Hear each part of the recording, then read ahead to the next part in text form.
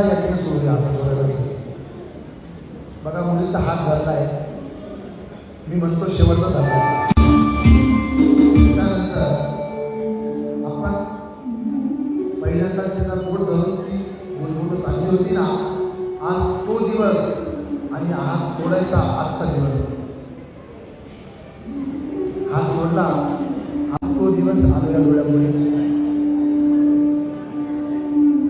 पोट धरून रांगत रांगत ती मागे यायची आपल्या.